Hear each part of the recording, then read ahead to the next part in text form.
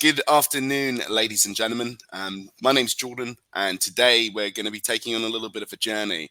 We're going to be specifically taking on a journey with RealVNC, discussing how we went from British startup to a bit of a tech pioneer within this industry. Really, what we're going to be doing is looking at past innovations and the future of remote access as well when it kind of comes to RealVNC. Now, I have been in the company for coming up to actually my second year now, and I'll be honest, even in this short space of time, I've seen a tremendous amount of change and a tremendous amount of development with the product.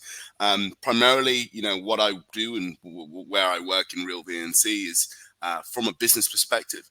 So in my day-to-day, I get to speak to customers that are experiencing the product firsthand. I get to get clarity on what they like, perhaps features that they'd like to see in, getting built in the future. And really, because I get to speak to so many different types of customers, I get clarity on where exactly we need to go as well. And that all gets translated into the product. So I'm really fortunate today to be sitting down, speaking to you, and looking forward to showing you, what we're doing differently. But ultimately, we did need to bring on board someone that has a little bit more experience than my short tenure. And I'll pass over to Ben, who has been at the company for a number of years. Thanks, Jordan. So hi guys, I'm Ben. I'm head of cybersecurity here at RealVNC.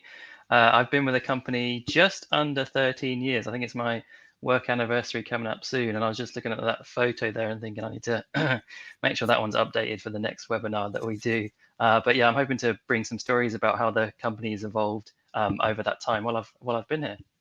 Awesome, nice one, Ben. Yeah, evolution is an interesting thing, and I think today, when we do go through this webinar, that's specifically what we're going to be focusing on. So there will be a bit of information shared with you in terms of like an agenda with regards to our company heritage and our history. But really what we're going to be focusing on is our evolution of RealVNC's products, where we were to where we are right now. I'd also love to kind of just quickly run through what it looks like to become secure in this space. As you know, remote access, a lot of trials and tribulations have been faced in this space right now. One of the biggest vectors of threat that we're looking at in any IT measure.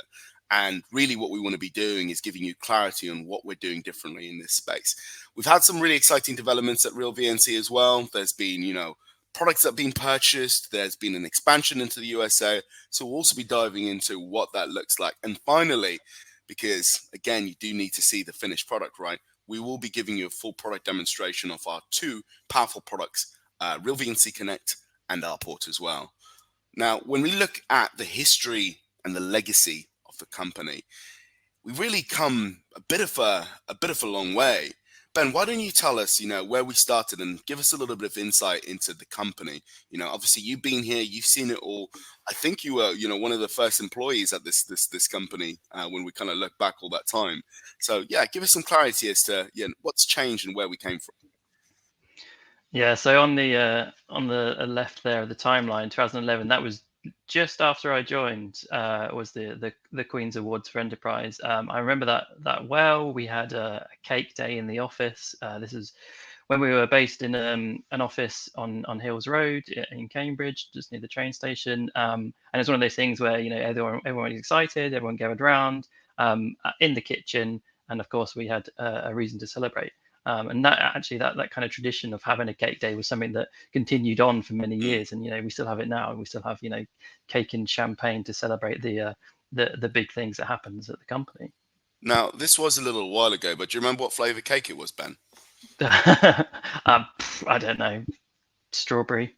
Yeah, very controversial to say the least. Well, moving on, 2012, Deloitte actually recognized us as one of the fastest growing technologies in our space.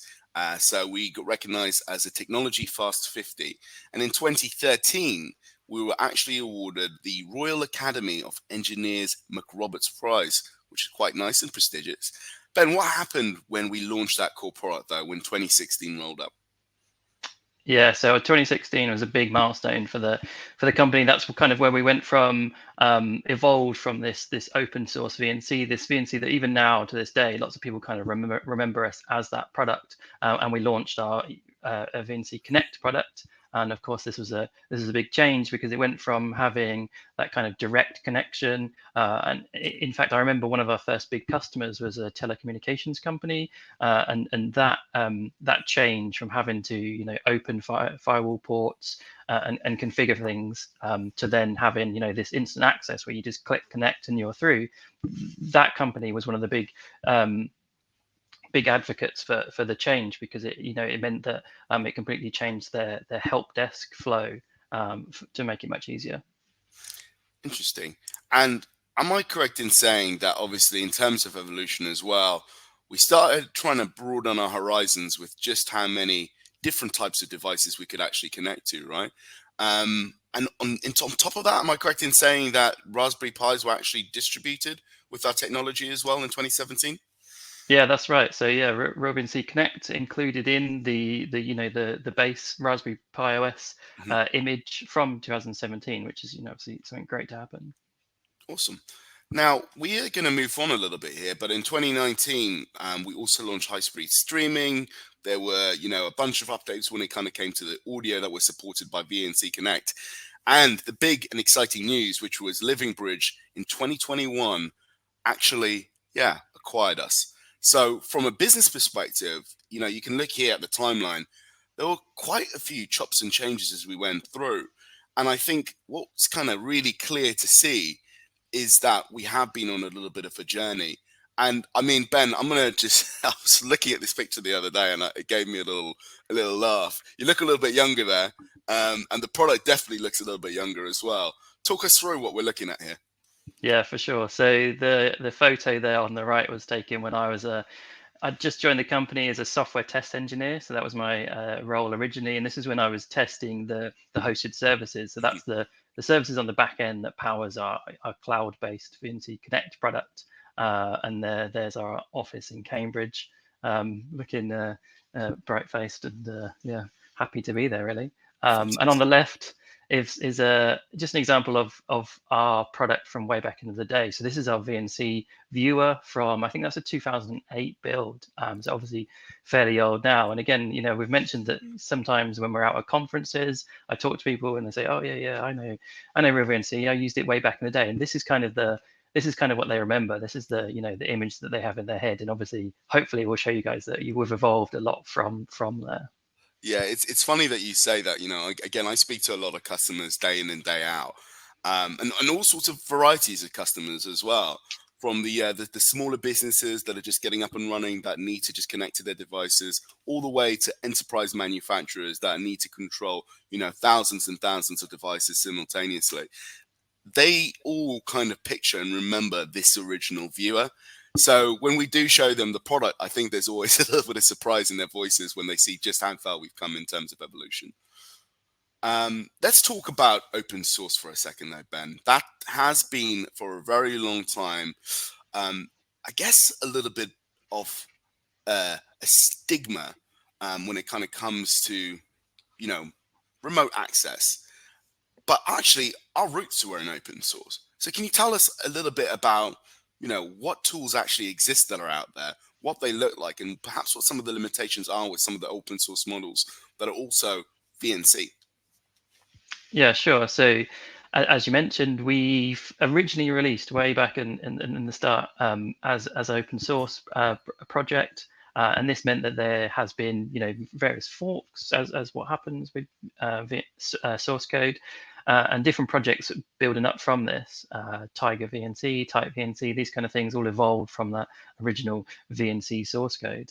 And it's interesting to think that actually we still do maintain backwards compatibility with the original RFB protocol, which is obviously a great thing to have. But it also, we've built on top of it. So we've built on top, encryption. We've built new authentication schemes. We've really hardened down our solution to accelerate ourselves from just what was the original open source project to now something much more enterprise with all this encryption security built on top.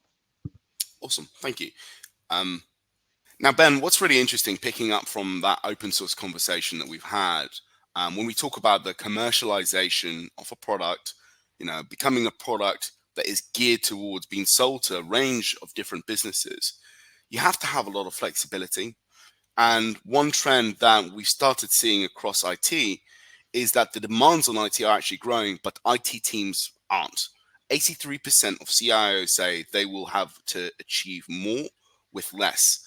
And in terms of budget, that can be a really, really painful thing to swallow, which means that every decision you make as an IT leader, has a direct impact actually on your day to day.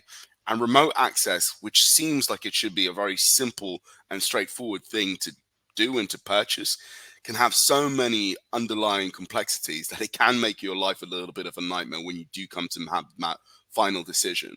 And what we're trying to gear ourselves up towards here when we launch RealVNC is making sure that this product was as simple and as straightforward to use as possible.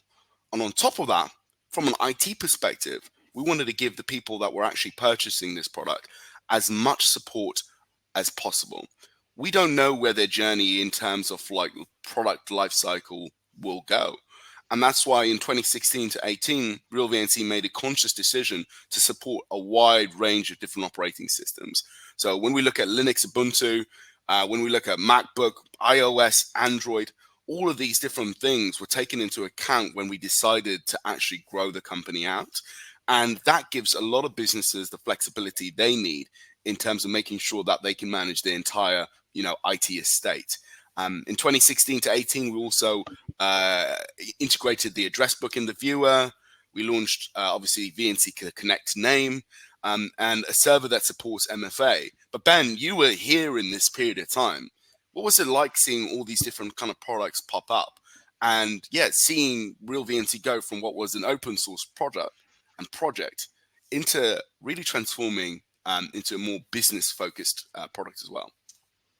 Yeah, so I think one of the key points here, and we talk about this in various different security presentations that we do, is that Connect launched with multi-factor support right from the beginning. So we had every account has to have email-based second factor. So if you try and log in from a different device or you try and log in from a different email address, we do confirm that it is you, which means that if the worst case scenario happens and your credentials got stolen or you reused the same password somewhere else, we still have that second factor kicks in with our product out of the box. And of course, as over the years, we've got TOTP and we've added single sign-on, which I'm sure we'll come to further on down the timeline. But really, these are some of the different features that we've added to our product over the timeline here. But there's also the other side. There's the under the hood changes that we've done. Mm-hmm. So our company, we have the whole SDLC process that we go through to ensure that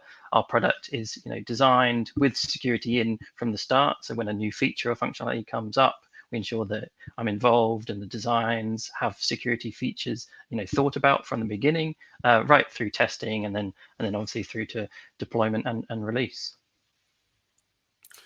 Yeah, I think that's a really interesting point that you make there, Ben, building security from the ground up. And we'll cover that obviously as we move on in this presentation. But I think this is what sets us apart sometimes when we speak to businesses from our competitors. This is our biggest focus. Obviously, it's great to connect to a device and have smooth streaming, have things like you've seen in 2019 to 2022, like screen session recording. That's great. But security being the underlying focus is so important. And it's one of the reasons that Living Bridge actually acquired us. Obviously, from a business perspective, they deal with a wide range of different companies that they've actually acquired. They're mid-market private equity firm that actually speaks to, hundreds of different businesses. So when they make that decision about who they're going into business actually with, that conscious decision about making the right choice is always taken into account. And the security that we have really sets us apart from, a range of different businesses in this space. So much so that we went through and did a security assessment with a company called Cure 53. Now, Ben, I'm correct in saying this was a German-based company that basically did a range of different penetration tests with regards to the product, right? Let's talk a little bit more about actually what that looks like. Yeah, for sure. So Q53 is a cybersecurity specialist company from Berlin. The process there was, so So we quite often see that many companies, many providers have an annual penetration test. This is just a standard thing across the industry, and I'm sure not just in security tools, remote access tools, but across all tools. You quite often hear, we have a annual penetration test. Just a standard thing, a bit of a tick box exercise. This process, the Q33 white box security audit, was taking it up to the next level. So this is where we gave them access to our source code. We gave them access to our developers so they could converse and talk about design decisions. They had API documentation, and of course they had our design docs as well. So they had full access to our product and all the different components, so they could go through and review, go through. This isn't just running a tool and saying, here's the output. This was them fully understanding the product and reviewing it to give us that kind of that third party independent report that says, yeah, you guys not only are saying that you're doing security and you're building your product in a secure way, but actually here's the proof. We got a great report from that. And I think that's such a good point, Ben. I speak to businesses that I've spoken to some businesses that have actually been burnt from a security perspective before when it comes to remote access. And it's one thing saying that you're secure, right? Anyone can sit there and say they've done the testing from an engineering perspective and that their product is secure. It's kind of like patting yourself on the back.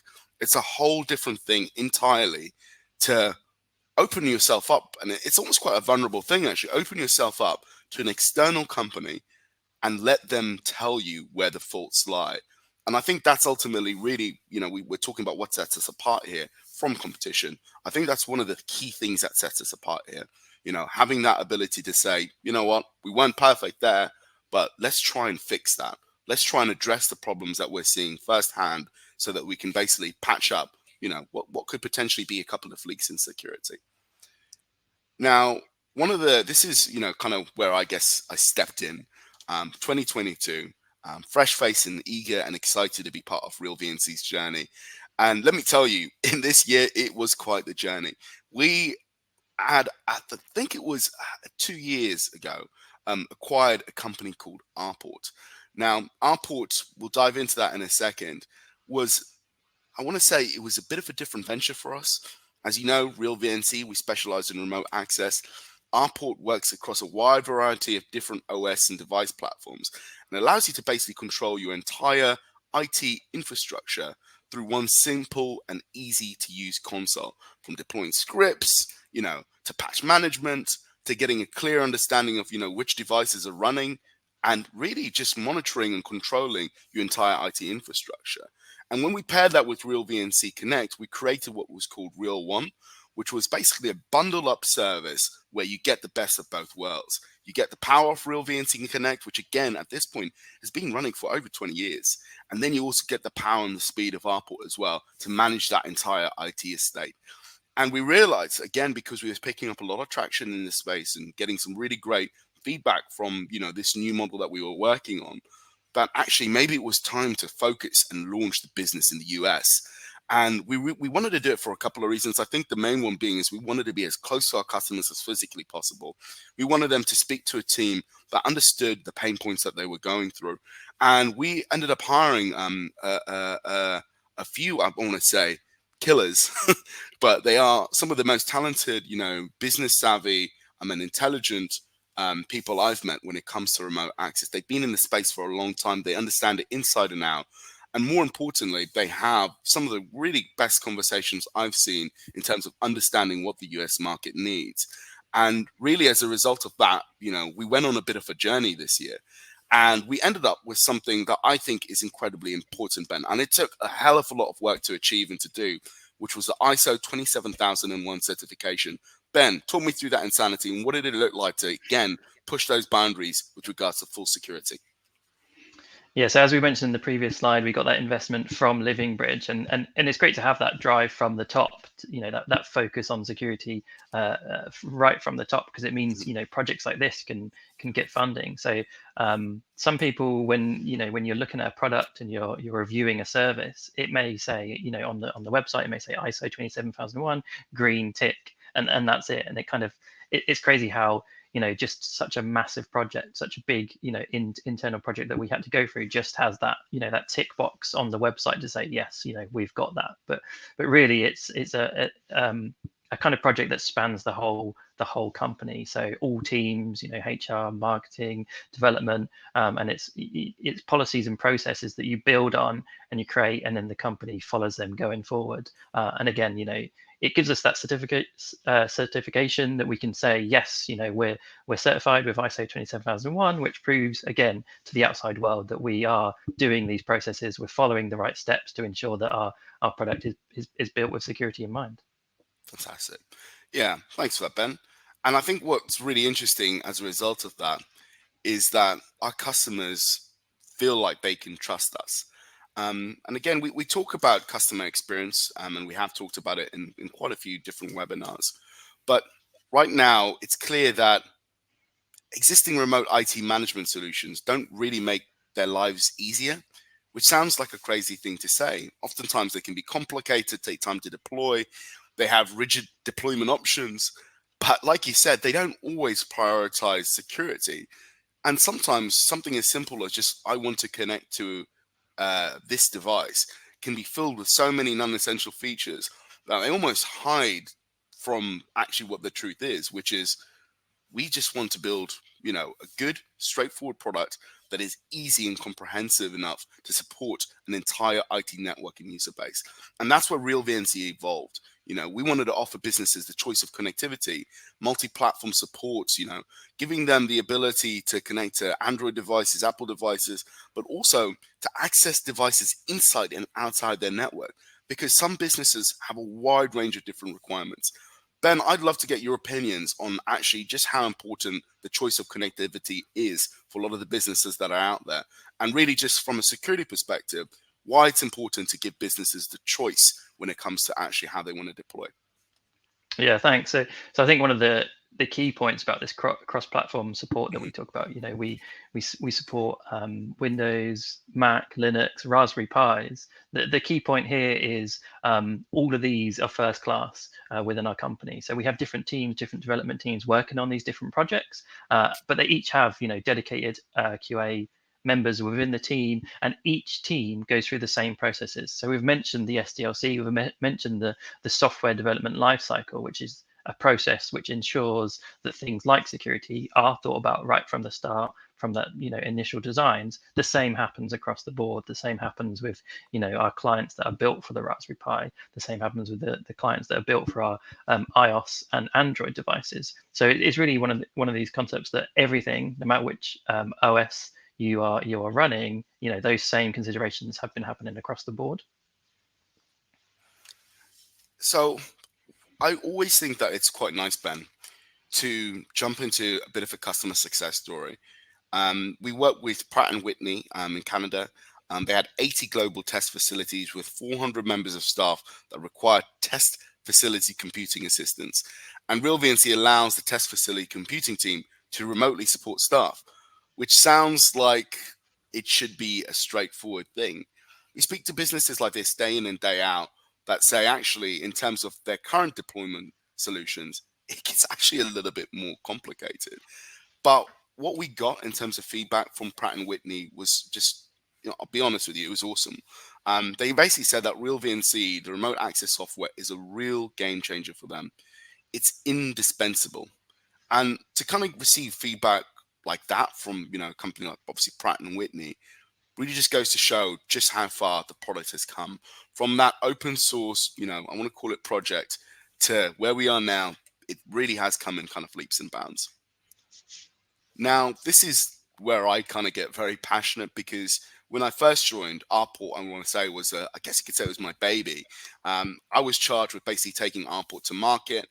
And initially, when we had that kind of conversation with some of the businesses that we were talking to, we realized that the power of RPort came from giving these businesses one solution with as many remote access methods as possible. With RPort, you can connect via RDP, VNC, HTTP, SSH, as well as obviously RealVNC Connect as well. And what that does is it gives businesses choice. And choice right now in terms of IT is so powerful. We don't know where they're going to be in a year's time. Oftentimes we speak to businesses and right before their eyes, 1 year to the next, their business is getting tuned and developed and changing. So to give them a solution that flexes to their requirements is such a powerful thing. And that's exactly what RealOne does. It allows you to administer your IT networks effectively and securely, regardless of complexity. You can monitor devices, and get actually monitoring alerts delivered right to your inbox if that's something that you'd like, or to Teams should you need it. Scheduling scripts for automated management as well. We had a conversation with a company the other day that said they had for a long time been using, again, say one of our competitors, and they were having problems with actually their scripting capabilities. The scripts would work, but on the occasions where the scripts didn't work, all they would get was a notification that said this script failed. When we send out scripts in RPort, you can send out thousands of scripts if you need. But when you send out scripts in RPort, and if for some reason or another a script fails, it gives you full understanding of why it's failed. And it sounds like a simple thing, but that gives you the clarity that you need to fix and go about your day to day. But really, what we're talking about here is just managing your entire IT network simply and as straightforward as really as possible. Upwork gives you that ability. And I think in terms of like product growth, this is what's so exciting about where we are right now, giving businesses the ability to basically work across a variety of different devices, be flexible enough to suit their IT environments, be manageable at scale so that they can, if they need to, connect to thousands of devices, manage their teams without burdening their team as well, is so incredibly important. But more than anything, what we've improved over the years that we've kind of grown as a company is performance and reliability. I don't think, in the history that we've been here, there's been any major really I guess you could say like scares in terms of reliability, which is such a powerful thing to say in this space. Smoothness is, again, such an incredible feature for a business. If I'm sat as an IT director in front of a computer and I need to connect to that device that's on the other side of the world, and every single time I type in, whether that's a letter or a key into this computer on the other side that I've remoted into, and it comes in every 10 seconds, that's a painful experience. And having that speed and performance is just so incredibly powerful. So Ben, given what you've seen from where we were to where we are now, what does it feel like seeing this in person? I mean, it's good. It's good to see the company grow. Obviously, I've grown myself with the company over this time, but really, it's again talking about the things that you don't see, the things behind the scenes. All these. Again, I keep referring to the SDLC, but I'm heavily involved with that process. So just next week, we've got some new releases coming out for desktop and mobile, and that's something that I've been involved with. Making sure that again, they've had the right security checks happen and make sure that we're happy to release those. Nice. What does the future look like? Yeah, so that's a good question, Jordan. So I hope everyone has kind of seen some insights, some behind the scenes of RealVNC as we've gone through our journey to get to where we are today. But obviously, it's good to have a little glimpse into what's coming up for RealVNC. So we've mentioned ISO 27001, and of course, in the compliance space, there's always new things you can do. Compliance is not just a single snapshot where you just do it once and then you get your certificate. It's a continuous process. So there's always, regular checks, regular external audits to say, yes, we're still doing what we say we are. So there's more to come in the compliance space for sure. We've also mentioned Q53. So they were the white box audit. They came in and checked our source code. And again, that's not a single snapshot that happens in time. Again, we're going to be working with those guys to come in, review our source code, see what we've added, see the new functionality we've added, and have a full review of our source and make sure again we're keeping security in mind as we're building our software. They're from a compliance point of view and a security point of view. There's always more exciting things to come, such as a UI refresh and performance improvements under the hood as well. So watch this space. Nice. It's exciting to hear that our future is still going to be heavily reliant on security. I think that'll put a lot of our customers at ease, knowing that that's something that we will continuously be looking at. And as we kind of bring this to a bit of a close, obviously part of this next stage is going to be us showing you the products that we've actually built, what's new, what's different, what's exciting. And we're going to be running through that in a second. But I just wanted to start by saying, if you have questions here, guys, if you've got, a need perhaps to talk about some of the topics that we've discussed, if you want to reach out to me and say, hey, Jordan, I really like what you said about security and I'd love to pick your brain on it, then please do feel free to reach out to us. You can catch me on jordan.kanz@realvnc.com. There'll be a link to my email. There'll be a link to my number. Drop us a call, drop us an email, and just, feel free to reach out and ask us as many questions as you need. We'd love to give you some clarity. Goodbye for now, and see you in the next session. Good afternoon, ladies and gentlemen. My name's Jordan. I'm picking up back from where we left off, where we discussed the heritage and legacy of RealVNC. Now, it's been about a week since we last did that initial recording, so my beard's a little bit more scraggly. I could definitely do with a haircut. And I've got a new guest with me today as well. I decided to bring in the heavy guns. Part of what we discussed last time we were together was a move and expansion into the US. And I've been very, very excited to bring in a bit of a technical heavyweight that's just recently joined the team, Chad, who's joined the team. And I'd like to just kind of introduce him. And actually, I'll let him introduce himself. Chad, tell us about who you are, what you do, and what led you to RealVNC. Yeah, for sure. First of all, it's awesome to be here, guys. So I came to RealVNC about, 6 months ago. I am really proud to be part of the first U.S. employees that RealVNC has had in the States. I live in the West Coast and up in the Seattle area. So I'm pretty, we can cover most of the country with the people that we have available. I've actually been in the systems management space for the last 20 years. So we manage desktops, doing digital experience, just all kinds of stuff, right? I've been like an account manager. I've done technical support. That's how I came up through IT, is kind of in the trenches. So I've just had a pretty wide range of experience with, remote control, managing your devices, getting ROI from your devices. And I'm just really excited to be here at RealVNC and use these powerful tools that we have to just make people's lives easier. Nice.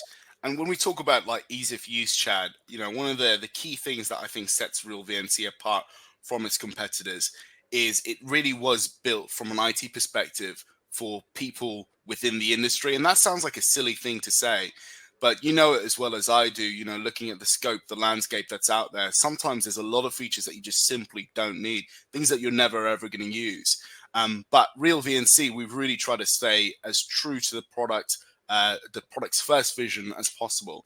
I'd love, Chad, if possible, part of today's session was to actually go through what's changed, what's different, and give people a little bit of a run through of what we're doing differently at RealVNC. So I'd love, if possible, for you to just dive in and show us, some of the cool things that we're up to at the moment. Okay, sounds good. We'll get right to that.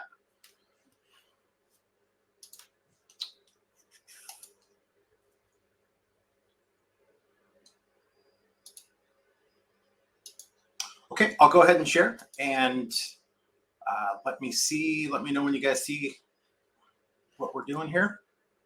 Perfect. Yeah, I see that. Okay, so you're good to go. Okay, awesome. So when we start talking about RealVNC, the first thing we want to do is we want to go to the RealVNC portal. The portal is kind of the nerve center of your RealVNC account. This is where you're going to manage your account. You kind of have some visibility into your cloud registered devices. Here, if I look at my device access, this is going to show me all of these devices that I have available. We can look and manage the people that are going to be on your team. If you want to invite people, here's how you do that. You can do some team management with add-ons. This is kind of more of a management view. You can connect from here, and some people use this and they're really happy with it.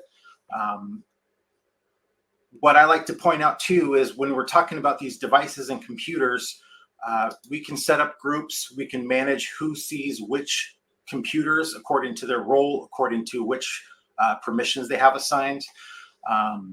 It's a really convenient way to make sure that the right people see the right devices. you don't want somebody accidentally connecting to your CEO or CIO's computer, for example. That could be bad. We also have, in addition to having these manageability, these management capability, with our enterprise package, we have the ability to do what we call like remote deployments, right? So we enable the option to deploy out through an MSI. You can package this up with any of the applications that you might normally use to push out applications, like SCCM. We have an Intune capability. We can push out our policies to manage the settings on these devices. So yeah, there's a lot of stuff that's contained here in the portal, and most of what's here is set up so that it's there to help you be more effective. Yeah. In terms of management, I believe there's some exciting news to share with regards to Okta as well. Can you talk us a little bit, talk to us, sorry, about what that involves and what that looks like? Yeah, absolutely. So part of the enterprise feature set of RealVNC is that we offer single sign-on, right? So we have an integration with Azure or Entra, so you can sign in with your credentials from Azure. We've also recently gotten Okta up and running. So we have an Okta integration that's available in the Okta store. You can look it up and get it set up for your environment. It's really exciting. Security is so much more of a focus now. RealVNC wants to stand beside its customers as they have to do their work, but they have to do it in a secure fashion, and that's what we're here to facilitate. Yeah. And it's interesting that you say that we're here to stand by our customers. I think part of what makes RealVNC different is our ability to deploy to a wide range of different devices out in the field. Chad, talk to us about what we can connect to, what we can do within this space. Yeah, absolutely. The great thing about RealVNC is it's very platform agnostic. You will have the same experience whether you're connecting to a Windows device, a Linux device, Raspberry Pi, a Mac, just the whole gamut of operating systems. We also have the ability to run our viewer on your tablet or on your iPhone. We have an app in the Android, the Google Play Store, the App Store on Apple.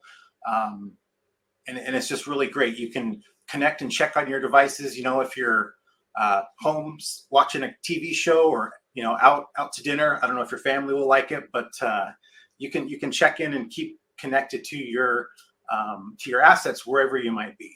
Yeah, and I think one of the cool things as well, Chad, just to step in for a second. Mm-hmm. Education is obviously within the remote access space is becoming a real kind of go-to industry. Lots and lots of businesses want to try and crack the education space because they see so much value in providing secure connections to these IT communities whose jobs it is to make sure that their computers are running continuously throughout the day. And one of the issues for a very long time, especially within education, has been Chromebook access. I think I'd like to start by saying, we've got some really exciting news that's going to be coming in the next few months. That's going to blow, the education space, I guess, over with some new news. But keep your eyes out for some Chromebook news coming soon, because in terms of device management, that's another thing that we're going to be adding to our library in terms of capabilities. Yep, absolutely. It's exciting stuff, and there's just a lot of, I feel like, good things that are on the horizon for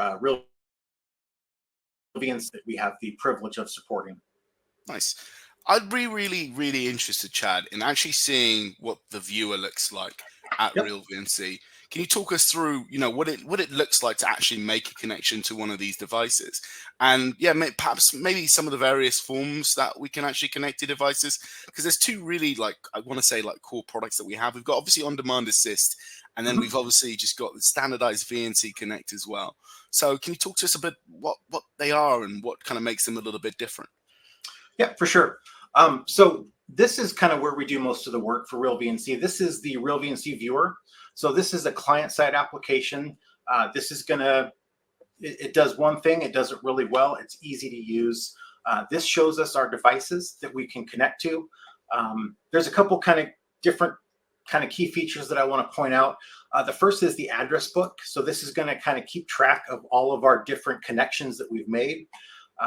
The second item here, this is our team information. So this is going to show us all of the cloud joined devices that are part of the team. This is kept in sync with the portal view that we just saw. So if you add a device into the portal, it takes a few seconds, but that'll replicate down here to the team address book. Let's go ahead and just double click on this guy. This is going to connect to one of our devices. This is my home computer that I've got sitting right next to me. And I kind of want to walk through some of the features and the security options here that help our customers have a secure encrypted remote connection. The first thing I want to talk about is security. RealVNC has been just designed up from the ground up with security built in. So we have our encryption settings here by default out of the box. We are set to always on. We always have at least 128-bit AES encryption. You can bump that up to 256 encryption as well. We have a few different authentication methods here. For example, I'm sure everyone's familiar with the VNC password. So this is a local encrypted password that's stored on the device.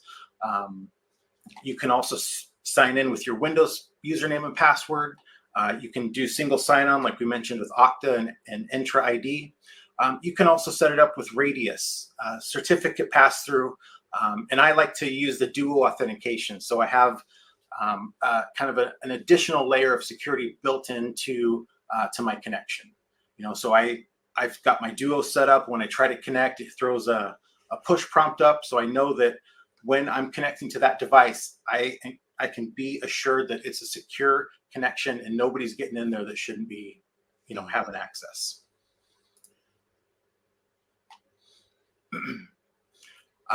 The next thing I want to talk about too is a lot of times you might have different needs for different groups. So we can have, here I've got several groups that have been added to this local computer. I've got an engineering group, an IT support group, the administrators group. Each one of these groups, we can set up custom permissions. So you can have different capability on the device based on what that group needs to do. For example, IT support, they might need administrative permissions to kind of do what they need to do.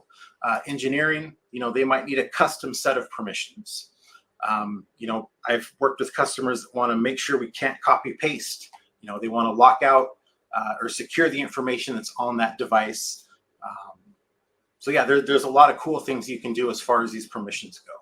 What's really interesting about those permission settings, Chad, is every single IT team is different and built differently. And like you said, you speak to a lot of different people and they all have requirements that change. Sometimes requirements that change throughout the year.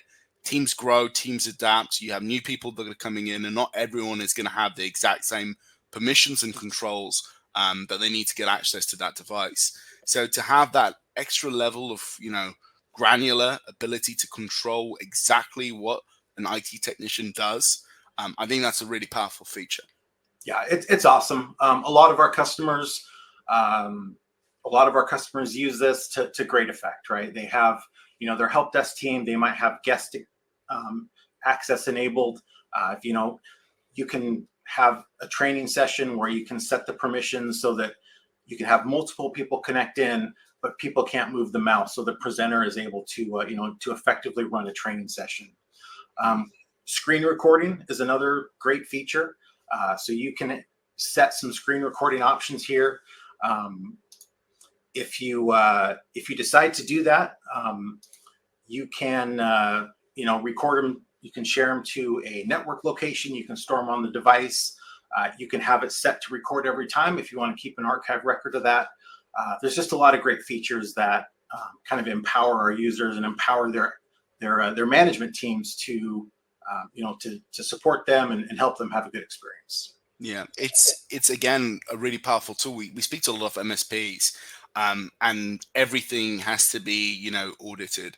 every session that they're in has to be tracked and managed, and they have to get clarity on, what they're doing within their day-to-day. So having that automatic screen recording session as soon as you boot up into a new device, again, is a really cool feature. I'd love to talk to you actually, Chad, about one thing that seems to haunt everyone within remote access. We speak to a lot of people in our day-to-day. I know you do as many demos as I do. And one thing that gets brought up on a daily basis is speed of connectivity. Oftentimes with our competitors, we've heard tales of, typing in a word and seeing it pop up 20 seconds later. When you're sat there in front of a computer for the 30th time trying to repair, something on the other side, that can be really frustrating to do and to have that like slow connection speed in your day-to-day. Can you tell us a little bit about what RealVNC does differently and why, in terms of connection speeds, we're, really developing some exciting things here? Yep, for sure. It's interesting. I think everyone in IT has grown up and been familiar with the RealVNC or VNC as a platform. What differentiates RealVNC from the other open source kind of vendors and companies that are using kind of that older code base is RealVNC has come out with, I think the latest version is V6 of the RFP protocol. So this is a protocol that's been tweaked and redesigned to be secure from the ground up. And the latest versions focus on performance. Specifically, we do a lot with UDP streaming, so we're here to provide a fast experience. There's nothing more frustrating than trying to click something and 5 seconds later it clicks on the computer. I've been there, done that, and it's just not any fun. The latest version of RealVNC supports that fast, that performance-based experience that is just makes your life so much easier. Yeah. Am I correct in saying that we also, depending on your connection speed, we change the resolution as well to match exactly, what speeds you're seeing with that network? Yep, that's a great point. Like I said, the entire RealVNC experience is designed around convenience. It's designed around, it's simple to use. We do one thing, we do it really, really well. And just a lot of thought has gone into every aspect of your remote control session. Nice. And in terms of obviously doing things differently, there's been some really exciting developments within the remote access space. I think generally speaking, even when we look at competitors, there's some really cool features that are coming out. But one thing that really sets, I think, us apart from, I think, everyone else really within this space is a couple of years ago, we purchased a product called RPort. Yep. And RPort, in terms of just power and ability, is really taking, at least our customers by storm. It's a mass device management platform geared up towards basically controlling your entire IT network at the touch of a button. I'd love for us to talk through what that looks like, Chad. Can you give us a run through of, where that's headed and what that looks like? Yeah, absolutely. RPort is a product that I'm passionate about because I've worked with these systems management tools, and every tool has a place, right? The exciting thing about RPort is that compared to other vendors, it's just fast and simple and very straightforward to use. You can get a client enrolled and reporting into your RPort server in under a minute. I'll go ahead. Let's stop talking about it and let's take a look at it. Nice. Let me go ahead and go ahead and get logged in. This is going to be the entry RPort interface. You can see here we've got some navigation options on the side. I've got several clients enrolled. This is kind of my my home lab. I've got it kind of simulated like it's a remote office. But let's go ahead and just click on one of my computers here. The landing page for this is going to be just some basic inventory information. We have CPU, memory, disks, all that stuff. We kind of have some information about the Windows updates, if there's any updates that are required. But I think the real value here is there's two things. So the ability to connect to a scripting backend is number one. That's completely powerful. And the second that I will kind of walk through is the ability to create tunnels that you can tunnel in without having to, and make a remote connection without having to adjust firewalls, without having to mess with switches. Everything's done natively through the RPort client. It's pretty awesome. Let's take a look at these scripts here, what I was talking about. So the power of RPort lets you do kind of a one-to-many relationship and when you're doing these scripts and when you're working with devices. So I can take a script, I can execute this on multiple devices. I can set it up to run on groups. I can run by tags. And let's take a look and see what that looks like. So I've got a few scripts here. Why don't we go ahead and we'll just pull up a basic device inventory.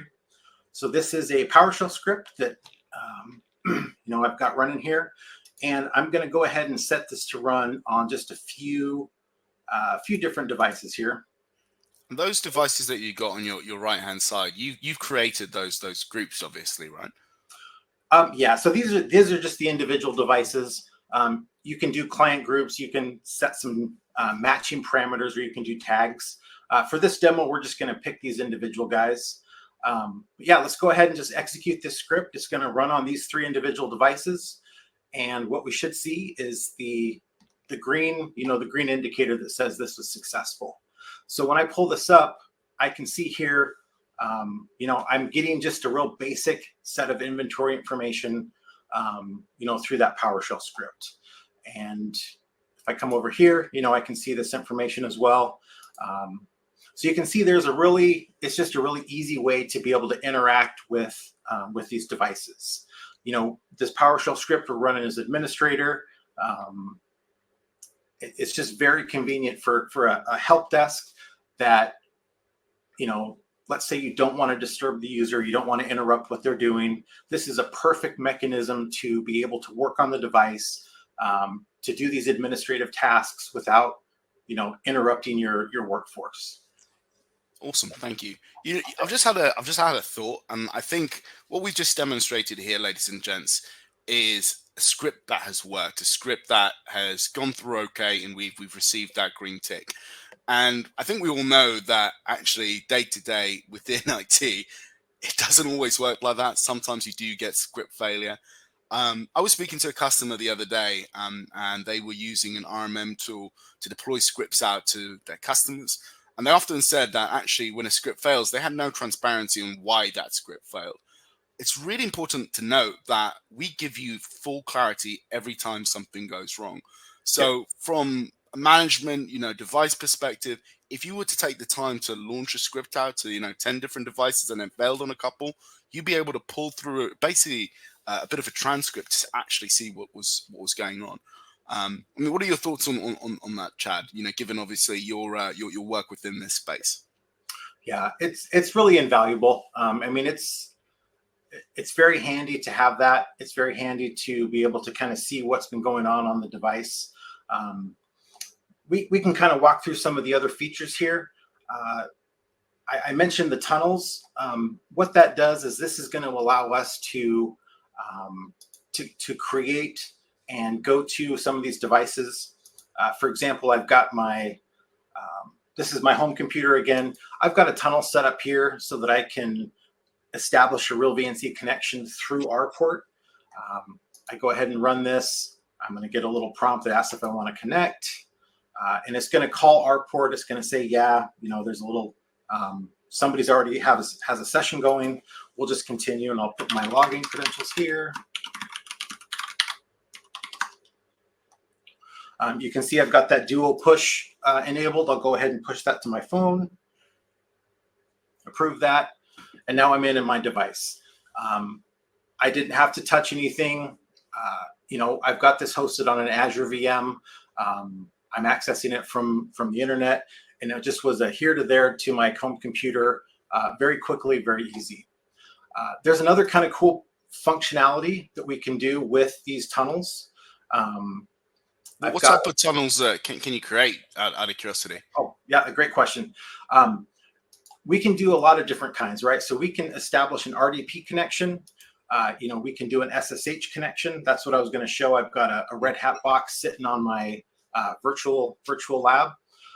We can do a VNC or RealVNC connection.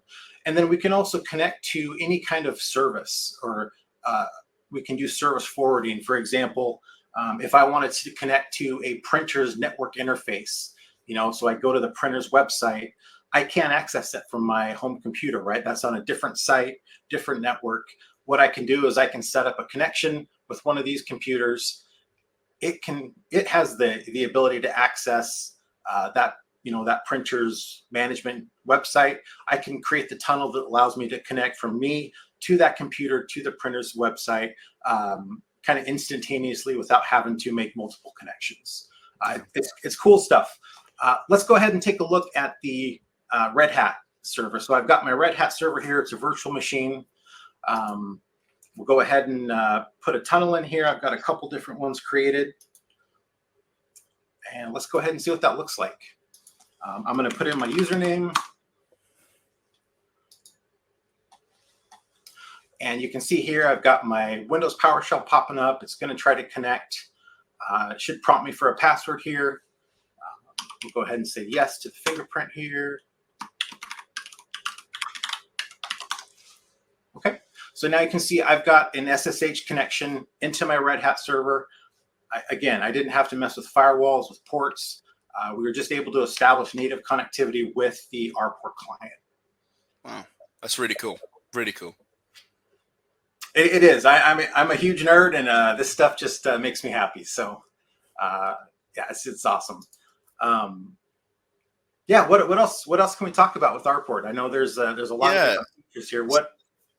So I was going to ask you a couple of questions, and I think this again relates back to security.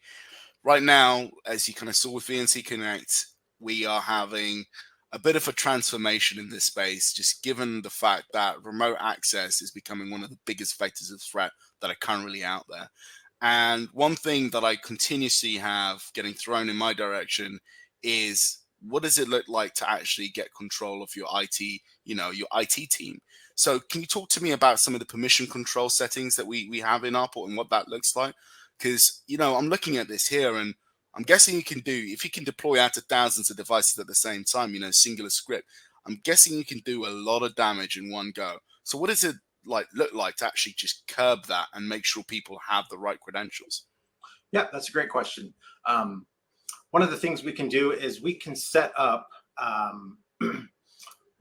different users, and we can kind of set their permission levels. I've got a user here. We'll just go ahead and go into this user's permissions here.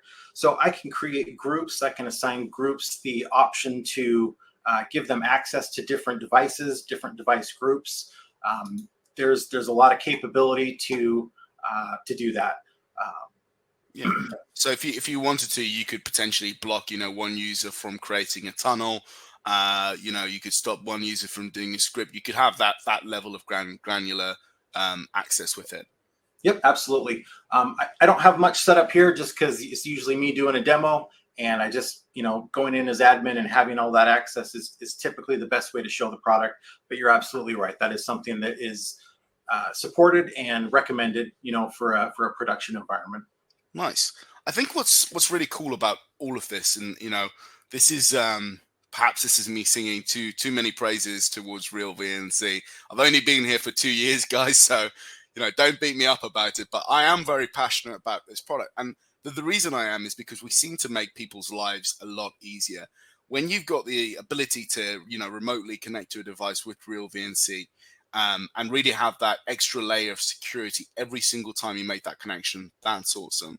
But when you pair this with the power of RPort, getting full insight into your devices, being able to deploy scripts out to thousands of devices at the same time, and also, which we've not really covered here as well, Chad, from a monitoring alert perspective, get notified when something goes wrong in the back end.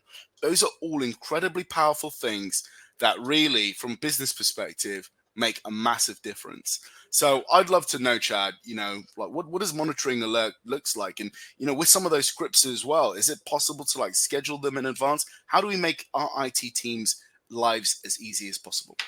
Yeah, for sure. Great question. One of my favorite things to show is our ability to support webhooks. So you can see here, I've got my RPort channel here. And what I've set up is I'm pushing out alerts through a webhook to my Microsoft Teams channel. I've got an RPort RPort channel set up. You can see here, I'm getting alerts on high CPU usage. I'm getting my connection status, if that, goes down or has any problems.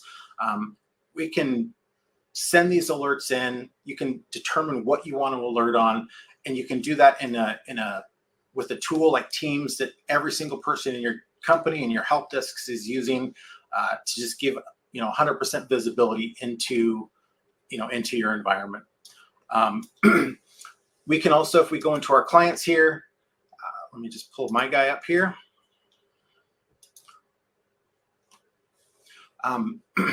We can set up some monitoring. We can run, if we wanted to set up some scheduled jobs, we can run scripts on a schedule. We can set up these, we can do that monitoring, and we can do those kind of timed events. Yeah. I think, what all this does for you is potentially, an IT admin that's looking at this, is this just saves you time in your day. Again, I was speaking to, a customer of ours that talked about how much time they spend deploying out and, sending scripts out devices. At the moment, they were doing that, on a case-by-case basis. So Sure. they would do updates every now and again. And I asked them how much time it takes. And they said, oh, well, it doesn't take too much time, Jordan, an hour here and an hour there.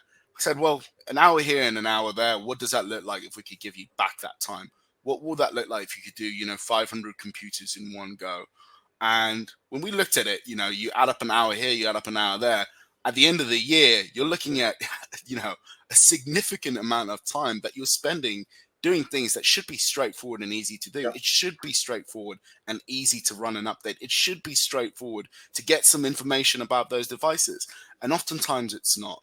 So it's really cool to kind of have you run through this and just show us what's interesting and what's different. Are you able, so we discussed it before, like in terms of client groups, are you able to just kind of set and create groups as you see fit? Is that how it works? Yes, you are. I don't have any set up currently, but Sure. yeah, if we wanted to, we could, we can set up favorites here. We can add devices there. I haven't done that yet, but that's absolutely something. No, we won't punish you for that. I know you're still new to job, and it's still setting up some of those groups as well. But I think that's again another cool thing here, guys, is just the ability to set up groups via location, via Teams. All of this, when paired with RealVNC Connect, is built to making your lives as simple and straightforward as possible. So, I appreciate we've kind of been sat here rambling at you and talking about all the exciting things we do. But at its core, we'd love to show you what we're doing differently. So I'm sure, as you sat there looking at this webinar and thinking, gosh, I wish this guy would just keep quiet, there's probably going to be a couple of you in the background that are thinking, actually, that looks interesting. That looks relevant to my use case. From a security perspective, I'd love to understand what they're doing differently. Guys, feel free to get in touch with us. Feel free to come say hello, knock on our door and ask us as many questions as possible, because we would love to sit here and get involved and understand your use case in more detail. I think in kind of terms of just wrapping this up as well, number one, Chad, I appreciate you taking the time to do this demo with us. But, in terms of wrapping this up, guys, RealVNC has been on a tremendous journey, from our open source legacy, in Cambridge to where we are now, where we can control these devices en masse. The product has taken so many leaps and bounds. It's not the same company that it was, back then. And actually, sometimes when people say, VNC, you guys, are you not that like company from 20 years ago? I'm proud to say we are that company from 20 years ago. We've been here for over 20 years, doing things differently and making a stamp within this remote access space. And the product is only getting better, faster, and easier to use. So keep an eye out for what's coming out, because we've got some exciting releases that are coming out in the future. And please do feel free to reach out to us if you have any questions. It's been a pleasure speaking to everyone today. And we look forward to hearing from you. Take care, guys. Yep. Thanks, guys.